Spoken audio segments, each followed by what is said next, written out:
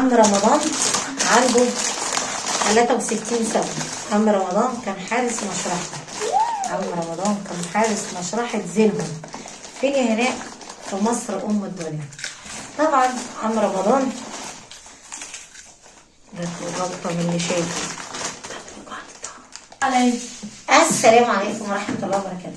حشوني يا أحلى جمهور بيدعم الست المصرية حلوة وعسلية تبقى الأسطورة. حشوني بجد، وحشتوني وبتوحشوني يعني من أعماق الحتة دي المصحف. وحشتوني أهلا بأعز الحبايب. بجد وحشوني. الناس اللي بتحب هناء هرم مصر تنزل تصلي على حبيبنا وترزع اللايك لأحلى عيون مصرية. طب الناس اللي بتحب الأساطيل والناس اللي بتحب هرم مصر وأسطورة العالم العربي تنزل تصلي على حبيبنا النبي محمد عليه الصلاة والسلام.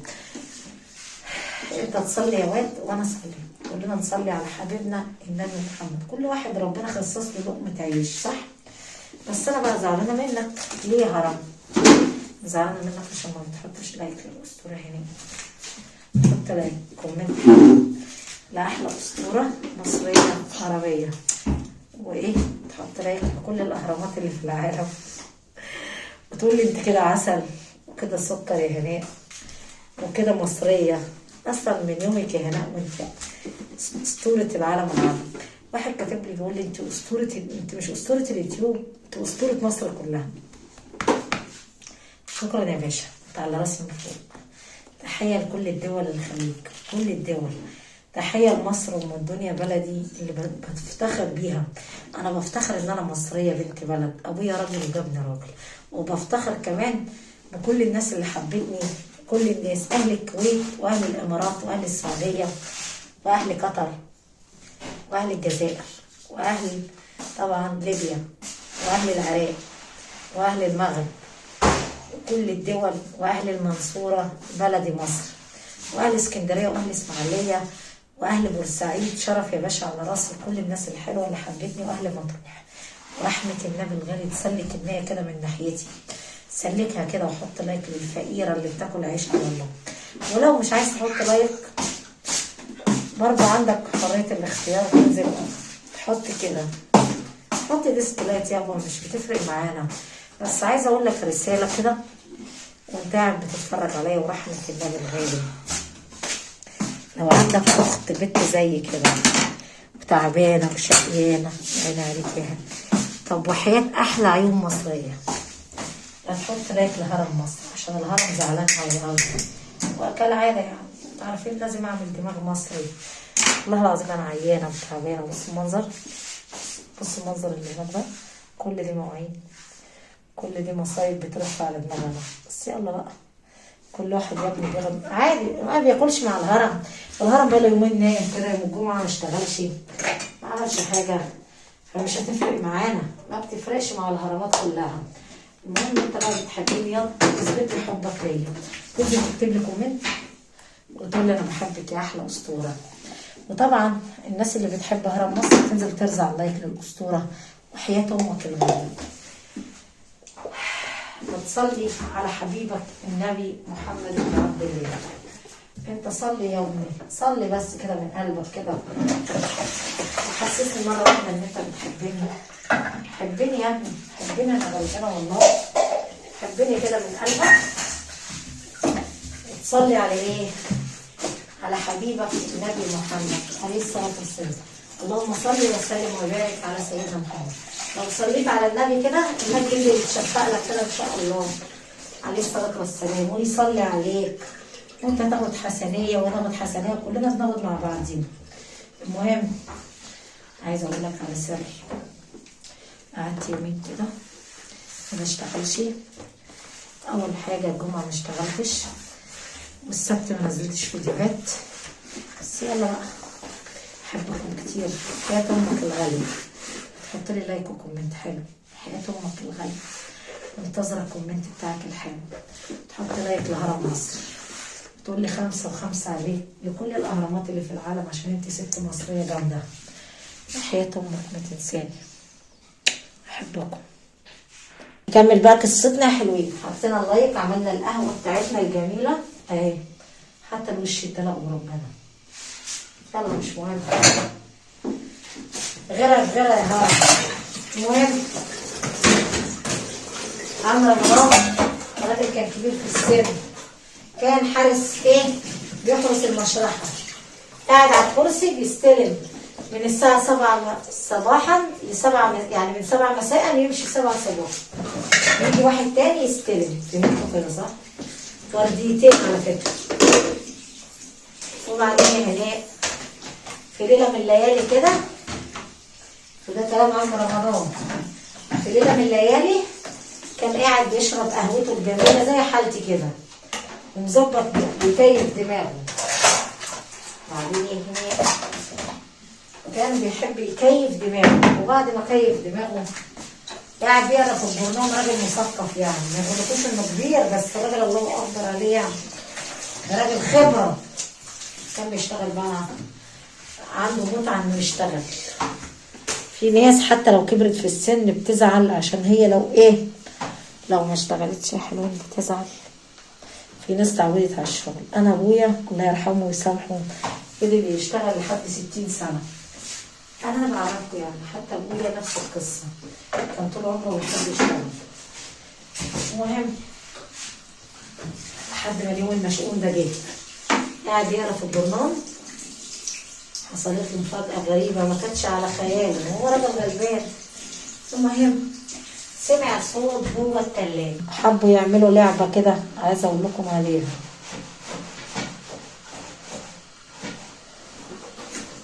حبوا يلعبوا مع عم رمضان. هيلعبوا معاه ازاي هناك؟ يلعبوا معاه البيضة والحجر كده. الجن من طبعه، الجن بيزعل، بيحب يلفت انظار الناس. يلفتها ازاي هناك؟ يعني يحب يلعب مع الناس اللي موجودة، اللي ما بيدوش. قال ايه يا عم رمضان؟ طنش يا عم، طنش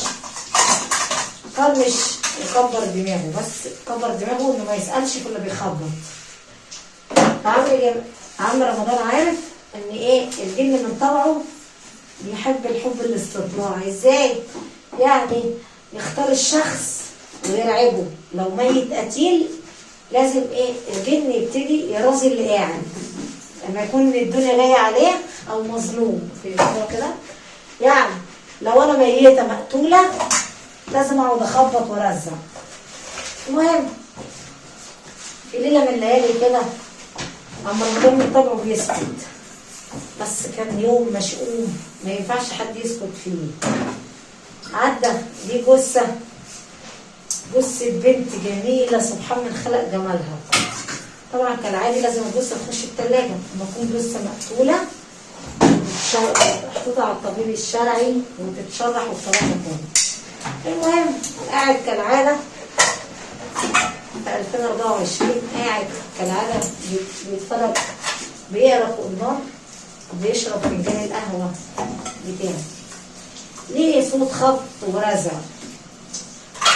طبعا قال اعوذ بالله من الشيطان. راح الست سكت، راح يشرب القهوه، يكمل القهوه. ليه صوت خبط ورزع. تلاجة رقم 3.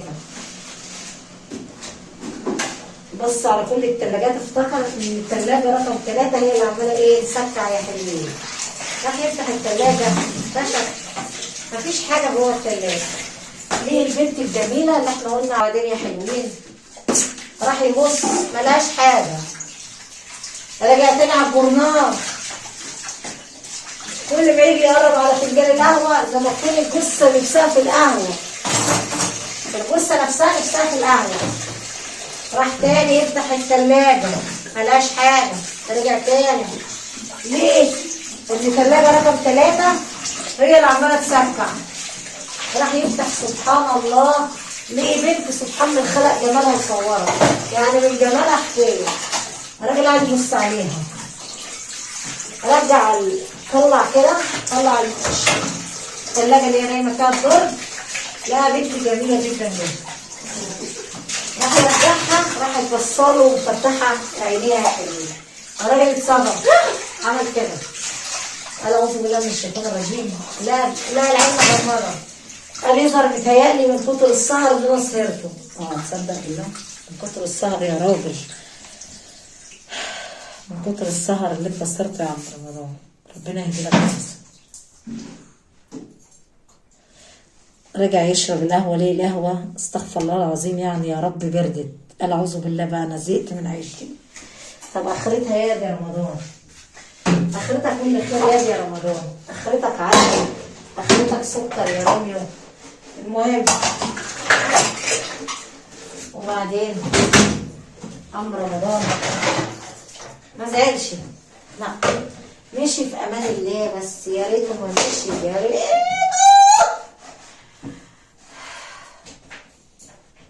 ملاش الجثه. الدكتور جه عشان يفتح الدرج بتاع الجثه، ملاش الجثه. طبعا مين اللي كان واقف هنا؟ قالوا له عم رمضان. فين يا عم رمضان الجثه؟ قالوا له لا. عم رمضان حلف ان الجثه كانت هنا، وعمال حاله رعب ومخوفاني وحاجه تقرف. قال له لا، اكيد انت عارف اخفاء الجثه راحت فين. طبعا هو عم رمضان هياخد جثث يا جدعان؟ قال له يا باشا انا بقالي يا دكتور بقالي كتير، بقالي كام سنه انا عمري ما كنت حرام ولا خدت حاجه حرام. انا هي عماله تخبط لي طول الليل. قال طب خبطت لك خدتها ولا خدتها فين؟ طبعا الدكتور خرج من الاوضه، الراجل قعد يعيط يا عيني، هيتعمل له محضر. الجثه دي لازم تطلع وتدفن واهلها يستلموها، قصه كده بنت لذيذه. الراجل فضل يعيط يقول لله الامر يا رب يا رب، يعني انا ببيع جثث ولا ايه ظروفي؟ الصراحه الراجل صعب عليا. الراجل بيحكي القصه والدموع نازله من عينيه. الراجل ده اصلا من محافظه المنصوره. تحيه لاهل المنصوره. المهم بعدين عم رمضان كان هيشيل بلوه مش بتاعته. بصوا اول ما خرجوا من المشرحه رجعوا تاني. طبعا عم رمضان داخل تاني يبص ويعيط وزعلان عشان هيتحكم عليه، يعني هيتقدم ليه النيابه. محضر يا جدعان، محضر ان الجثه عم رمضان سرقها. وبعدين يا هناء تلف الايام كده، يخش الثلاجه يلاقي الجثه تاني. الثلاجه يلاقي الجثه من كرم ربنا عليه. وبعدين نسيتي وانا احكي لك علي الجرى. رجع ليه الجثه، اتبسط الراجل قوي، يعني اتبسط لدرجه قاعد يحمد ربنا على كل المصايب اللي كان هيقع. طب لو انت مكانه كنت عملت ايه يا بيت؟ يجي يقول لي كده، لو انت مكانه كنت هتعمل ايه؟ كنت هتقعد زعلان طبعا، هتخش في جريمه سرقه اكيد. يعني لو انا مكانه كنت هزعل، صح؟ وبعدين يا اسطى انت عارف اوحش حاجه في الدنيا دي ايه؟ اوحش حاجه في الدنيا دي لما حد يتهمك بالسرقه، صح؟ اكيد يا هلا. وبعدين قعد اهو كده وايه، الدكتور قعد يعتذر له وقال له طب حط نفسك مكاني يا عم رمضان كنت هعمل ايه؟ المهم اللي هو بصوا في البنت الحلوه قوي دي. بس حصل حاجه بقى تاني يوم قلبت كل الموازين اللي بنحكي فيها. طبعا عم رمضان كالعاده قاعد بيحرس المشرحه. طبعا في حد عمال ينده بره البوابه. طبعا لما حد بينده بره البوابه حصل حاجه قلبت كل الموازين. ايه هي بقى؟ بس انزلوا حطوا لايك. طبعا صاحبنا لقي الباب بيخبط عليه بره البوابه بتاعت المشرحه بره الشارع. لقي بنت جميله مغطيه نفسها كده، منزله الزنط، مغطيه شعرها وتقريبا وشها مش باين ملامحه، زي ما تكون متلجه ومغطيه نفسها. السلام عليكم يا حاج. قال لها عليكم السلام. قالت له انا تايهه هنا ورنيت على اخويا عشان يجي ياخدني، انا مش عارفه اوصل بيتي، ارجوك خدني معاك. قال لها اخدك فين يا بنتي؟ قالت له خدني معاك جوه المشرحه اقعد معاك عشان انا متلجه وبردانه وحالتي كرب وانا خايفه اقف. كانت الساعه 2 صباحا بتوقيت مصر. طيب صاحبنا عم رمضان بيسلم الورديه الساعه 7 صباحا. المهم قعدت جنبه قال لها حاجه غريبه. قالت له انت ازاي بتحرس الميتين؟ قال لها ده لقمه عيش يا بنتي، اعمل ايه؟ قالت له لا بس انت لازم تخاف. قال لها ليه خاف؟ قال لها دول ميتين وكلنا هنموت. قالت له لا مش ميتين عادي. قال لها امال ايه؟ قالت له الميت لما بيكون ميت مأذي او مقتول بيبقى عايز ينتقم. بس نظريه منك كده يا عم رمضان، الواحده لما تكون ميته مقتوله لازم تاخد حقها صح؟ قال لها لا الكلام ده مش وظيفه. قالت له ازاي؟ قلبت عليها الوش ايه؟ الوش كده خالص. اول ما قالت كده قعد يسمع صوت خبط جوه جامد، تتار خبط جامد خبط جامد. هي قاعده بتقول له في ايه؟ قال لها مش عارفه انا سامعه صوت خبط. قالت له ده انا خايفه. هي بقى قالت له انا خايفه. قال لها خايفه من ايه يا بنتي؟ قالت له الصوت ده جاي منين يا عم رمضان؟ قال لها من جوه من عند الميتين. قال لها طب قالت له طب ما تشوف في ايه؟ قال لها ما انا مش هشوف بقى، انا شفت ما لقيتش حاجه. قالت له طب عشان خاطري يا عم رمضان تيجي نشوف مين اللي ميت او نشوف الصوت ده فين. قال لها تلقى فار يا بنتي ما تشغليش بالك بالايه؟ بالاصوات ولا الكلام ده كله. قالت له لا انا عايزه اقول لك في حاجه يا عم رمضان، انت لازم تخاف، انت قلبك جامد كده ليه؟ قال لها عشان بقالي سنين بحرس الميتين وعارف تلقى فار. قالت له لا اجري شوف. مسكت في هدومه ومشت ورايا حلوين، فتحوا باب التلاجة عشان يشوفوا فيه ايه. الغريبة بقى ان حصل حاجة غريبة، بيفتح الباب بتاع التلاجة ليه البنت الجميلة راحت هي كمان معريان وشها. البنت اللي في التلاجة الميتة مقتولة، والبنت اللي واقفة وراه دي هي البنت. راحت قلعاله كل الحاجات اللي على راسها عشان توري له ان هي اللي نايمه في التلاجة. يعني يا حلوين البنت اللي جت خبطت عليه الساعه 2 صباحا بتوقيت مصر هي البنت اللي جوه التلاجة. حط نفسك انت بقى في الرعب ده يا بطل، هتعمل ايه في اللحظه اللي احنا بنحكي فيها؟ قولي هتعمل ايه عشان ابقى عارفه. المهم الراجل اتصدم اتخض والنور راح قاطع. اول ما عرف ان هي دي المقتوله هي اللي واقفه جنبه. قالت له عايزه احكي لك على حاجه ما تخافش مني. انت عارفه انا اتقتلت ازاي؟ انا اتغدر بيا. قال لها ازاي يا بنتي؟ قالت له انا اتغدر بيا عايزه حقي. وريته كل الجريمه اللي حصلت معاها. قالت له انا كنت بحب واحد ندل. الندل ده يا عم رمضان احتدى عليا واغتصبني وراح قتلني يا عم رمضان بقالة حادة، وبعد كده فضل ينزل على دماغي وراها. المهم ان هي وريته كل الحادثه. نقلت الشقه بتاع الواد اللي خدها، كانت بتحبه، كانوا هيتجوزوا، ضحك عليها باسم الجواز. يرضيك يا عم رمضان، ارجوك يا عم رمضان ابوس ايدك الاتنين اقف جنبي، انا مش هاذيك يا عم رمضان، انت انسان قوي وايمانك اقوى من كل البشر، ربنا راضي عنك ويديك قوه ايمان، اقف جنبي لوجه الله تعالى. قال لها طب اموريني يا بنتي.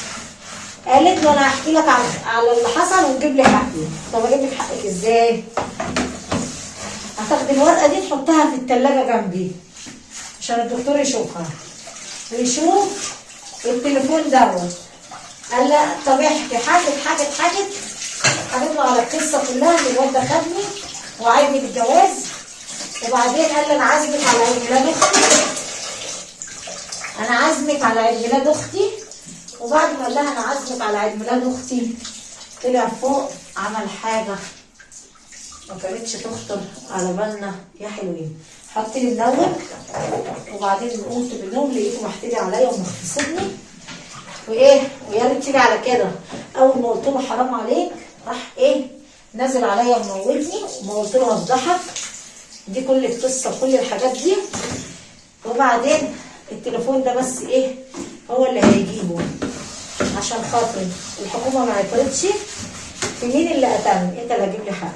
المهم حط التليفون اول ما قبل النهار ما يشقشق، كان حاطط التليفون جنب الجريمه عشان يقدر يجيب لها حقها. الغريبه بقى ان ايه، بعد ما حط التليفون مشيت مشيت وسابته. اول ما الواد صاحبه الحارس جه اللي بيستلم الساعه 7 الصباح، طبعا لما جه الدكتور يطلع الجثه عشان يشرحها هنلاقي ورقه ان هو فلان اللي قتلني، عنوانه كذا كذا، ولازم اخد حقي، والتليفون ده فيه كل حاجه. طبعا صاحبنا قبل ما يعمل حاجه ويعمل الجثه بلغ النيابه ان في ادلات ظهرت. انا معرفش الحاجات دي جت ازاي. عم رمضان بقى ما رضيش يقول الحقيقه، وطبعا عملوا تحرياتهم وعرفوا يجيبوا الواد قليل الادب اللي قتلها من اسكندريه هو. وايه بعد كده بقى عم رمضان الواد يخش المشرحه. مين بقى؟ زميل عم رمضان. هو بيقرب على الجثه ويبص لها كده فلاقيها حلوه، بيقرب يحط ايده على صدرها. ده مين اللي بيستلم الساعه 7 الصبح؟ راحت عامله معاه البلوزه، راحت قاطعه النور، راحت طلعانه، راحت ماسكه فيه. هي بقى الجثه الواد فضل يصرخ ويصوت، الدكاتره دخلوا، احنا كنا بالنهار بقى بيستلموا الصبح، بس هم ما يعرفوش اللي هو عمل كده وفتح الدرج والكلام ده كله. هو جاي يبص على الجثه ازاي؟ الجثه كشفت كل الجرايد. طبعا الواد النور قطع. اما النور قطع محدش عارف يخش الاوضه، قفلت الباب عليه وفضلت ربطاه جامد ومعلقاه ورعبته. فتحوا الباب بالعافيه لما النور جه. الواد ده اصلا تعب ودخلوه مستشفى، مغمى عليه، طلع جاله زي نظام جلطه، شبه جلطه في القلب. عشان ايه بقى؟ عشان هي كانت عايزه تاخد حقها. هي ما بتحبش قصه، لان هي ماتت واحد مغتصبها واحتدى عليها. فالقليل الادب زميل عم رمضان ده واد عنده 28 سنه، يعني عيل مراهق، فاستهفاها. عادي، خلي بالكم في ناس كتير بتحب تشوف القصه وتغتصبها وهي ميته. في كذا حوار حصل في مصر بالطريقه دي. المهم عم رمضان جه يقول له مالك فيك ايه؟ قال له الصراحه انا فتحت الباب الجثه المفاجاه بقى عملت وانا مش قصدي حاجه. طب في واحد هيقول لك انا راح اغتصب واحده يعني بذكائك؟ مفيش واحد هيقول لك كده.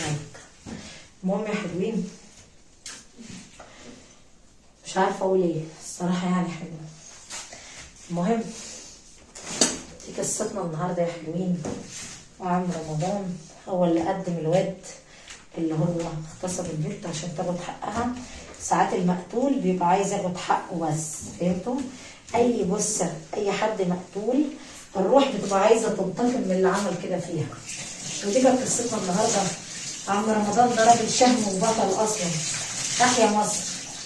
هي اختارت الراجل ده بالذات عشان الراجل ده، وخلي بالكم لو عايزه تاذيه كانت اذيته. هي مش قصدها تاذيه، مش قصدها تاذي مين؟ مش قصدها تاذي الراجل عم رمضان. هي زعلانه من قصه الاغتصاب. وانتوا ليه بتحقدوا على الناس وليه بتفكروا كل راجل تفكيره؟ بس ما عدا عم رمضان. عم رمضان بالنسبه لها كان اب وراجل محترم، لانه راجل كبير ستينات، وبالنسبه لها قدوه، فعشان كده اختارته. خلي بالكم الروح بالذات ما بتختارش تحكي لواحد الا اللي قلبه صافي مع ربنا، الا الراجل اللي يعرف ربنا، الراجل اللي ممكن يجيب الحق لاصحابه. يعني الميت ما بيختارش الا الحقاني. لما يجي لك رؤيه ميت اب او اخ يقول لك رساله، اعرف ان هو اختارك عشان انت صافي لربنا. اما تحلم بابوك ميت اعرف انه اختارك عشان انت قلبك سالك لربنا. بس لازم تنفذ الوصيه اللي الاب قال لك عليها.